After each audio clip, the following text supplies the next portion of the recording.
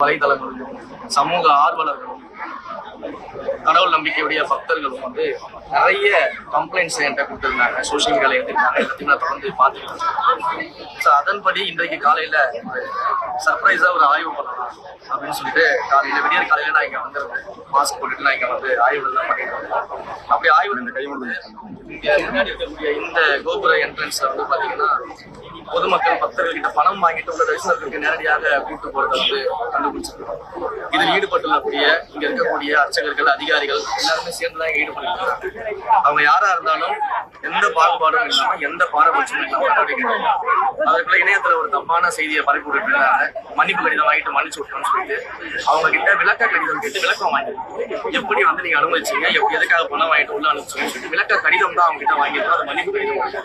அந்த விளக்க கடிதத்தை வாங்கிட்டு இது ஒரு ப்ரொசீஜர். ஒரு கம்ப்ளைண்ட் வருதுன்னா அவங்க கூப்பிட்டு அதுக்கு விளக்கம் கேட்டு கடிதம் வாங்கி அதை மேல நடவடிக்கை எடுப்போம். அந்த ஒரு ஆய்வு மட்டும் இல்லாம இன்றைக்கு அன்னதான கூடங்கள் ஆய்வு பண்ணியிருக்கோம். அதே போல கோயிலுடைய சொத்துக்கள் பற்றிய ஆய்வுகளை நடத்திருக்கிறோம். கோயிலுக்கு வர வேண்டிய வருமானங்கள் எங்கெங்கெல்லாம் தடைபட்டிருக்கின்ற அந்த ஆய்வுகளை நடத்திருக்கோம். கோயிலுக்கு தேவையான அடிப்படை வசதிகள் என்னென்ன இருக்குன்னு சொல்லி ஆய்வுகள் பண்ணிட்டு இருக்கோம். கோயிலின் தூய்மையை எப்படி பராமரிக்கிறதுன்னு ஆய்வுகள் பண்ணிட்டு இருக்கோம். அதே போல கோயிலுக்கு வரக்கூடிய பக்தர்கள் எவ்வளவு விரைவாக தரிசனம் பார்த்துட்டு வெளியில போக முடியும், அதற்கு என்ன மாதிரியான விஷயங்கள்லாம் கொண்டு வர முடியும் அதுக்கு ஆய்வுகள் பண்ணிட்டு இருக்கோம். ஸோ இந்த ஒட்டுமொத்த ஆய்வையும் பண்ணிட்டு இருக்கோம். இந்த ஆய்வுகள் அடிப்படையில இந்த ஆய்வுகளின் முடிவை முழுமையாக பார்த்துட்டு சம்பந்தப்பட்ட உண்மையிலேயே குற்றம் செஞ்சிருக்கக்கூடியவர்கள் யாராக இருந்தாலும் எந்த பாரபட்சமும் இல்லாம எந்த தயக்கமும் இல்லாம அவங்க நடவடிக்கை எடுப்போம்.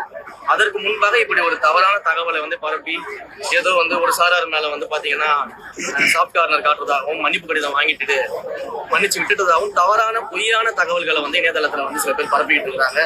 அப்படியெல்லாம் எந்த பாரபட்சமும் கிடையாது. யாராக இருந்தாலும் குற்றம் சாட்டப்பட்டவர்களுக்கு நடவடிக்கை